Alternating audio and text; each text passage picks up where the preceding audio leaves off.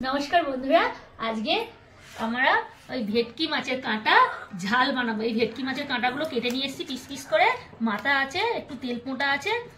এবারে নুন হলুদটা মাখিয়ে দেবো। পরিমাণ মতো নুন দিতে হবে। এই পরিমাণ মতো নুন হলুদ দিলাম, মাছটাকে মাখিয়ে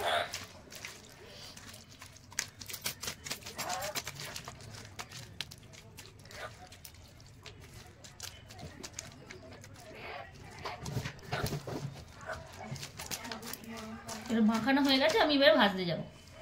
ভেটকি মাছের কাঁটাটায় নুন হলুদ মাখিয়ে রেখে দিয়েছিলাম, এবারে ভাজবো। তেল গরম হয়ে গেছে, এক এক করে কাঁটাগুলো দিয়ে ভেজে নেবো।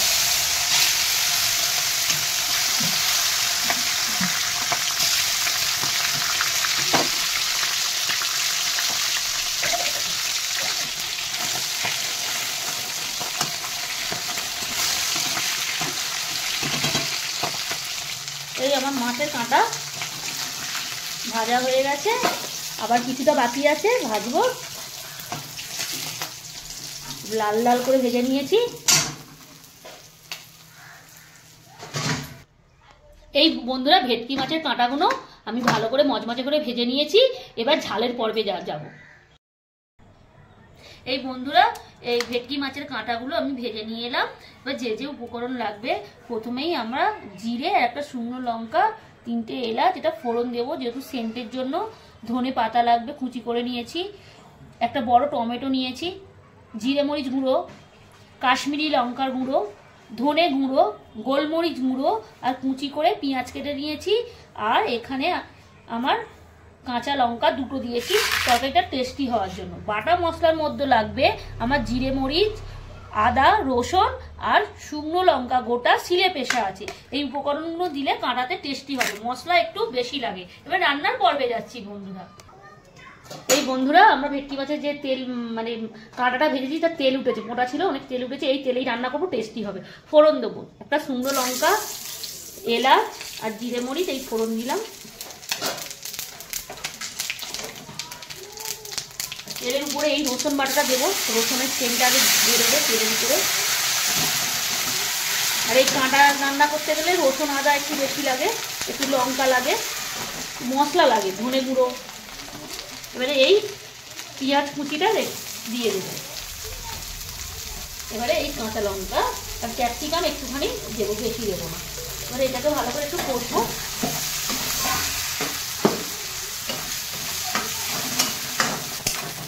আমার পেঁয়াজটা আর রসুনটা কষানো হয়ে গেছে, মানে সেন বেরিয়ে গেছে। আমি পরিমাণ মতো নুন দেবো, নুন দিলে পেঁয়াজটা আর একটু নরম হয়ে যাবে। আর হলুদটা দিয়ে দেবো, আর এই টমেটো কাঁটাটা দিয়ে দেবো, আর গুঁড়ো মশলা একটু লাস্টে দেবো।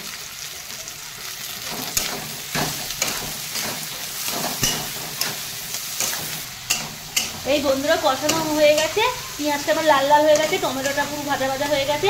এবারে বাটা মশলা, আমি এই শুকনো লঙ্কা বাটা আর জিরে মরিচ আর আদা, রসুনটা তো আমি দিয়েই দিয়েছি আগে। এবার এটা কষাবো, আর যে গুঁড়ো মশলাগুলো আছে সেটা ঝোল ফুটে গেলে দেবো, তারপর সেন্টটা ভালো হবে।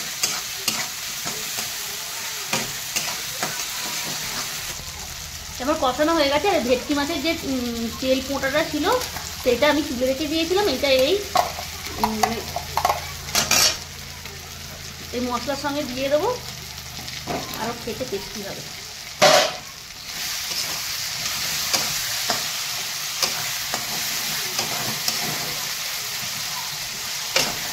এটা যে গুঁড়ো মশলাগুলো আছে, জিরে মরিচ, গোলমরিচ, ধনে আর কাশ্মীরি লঙ্কা, এগুলো দিয়ে দেবো।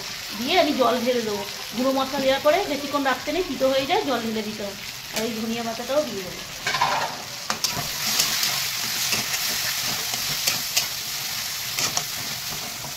আমি জল দিয়ে দেবো অল্পটুকু, এই জলটা মারিয়ে দেবো, মশলা কষানো গন্ধটা চলে যাবে। যতক্ষণ মশলার জলটা নেবো ঢাকনা ঢেকে দিই, 2 মিনিট পরে ফিরে আসি। এই আমার 2 মিনিট হয়ে গেছে, আমি এবার ঢাকনাটা খুলে দেবো।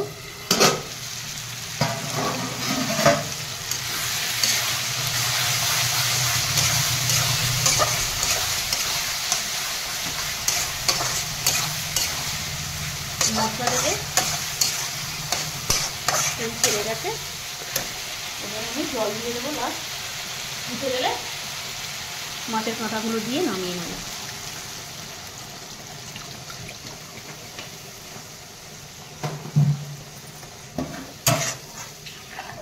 ঢাকনা দিয়ে দিই, ফুটে গেলে মাছের কাঁটা দেবো।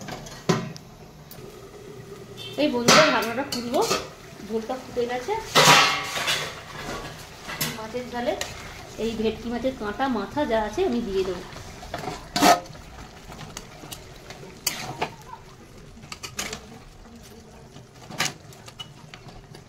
এটাকে ঢাকনা দিয়ে রেখে দেবো, দুয়ের মতো। এই আবার ঢাকনাটা খুলবো, মাছের কাঁটাগুলো দেওয়া হয়ে গেছে যেহেতু, একটু দেখবো মাছের কাঁটা তো রেডি হয়ে গেছে। উপরে একটু ফ্লেভারের জন্য আমি একটু ধনে গুঁড়ো দেবো, একবার দিয়েছি, তবু উপর থেকে দিলে সেন্টটা ভালো হবে। মাছের কাঁটা তো মশলার উপরেই থাকে। আর এই জিরে মরিচ গুঁড়ো দেবো, দিয়ে একটু নেড়েচেড়ে নামিয়ে দেবো।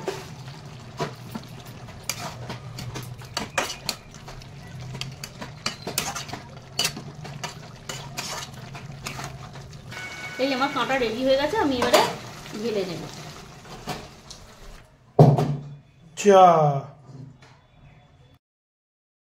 এই আমার মাছের কাঁটা রেডি হয়ে গেছে বন্ধুরা, এবার ঢেলে নেব। জিভে জল আসার মতন।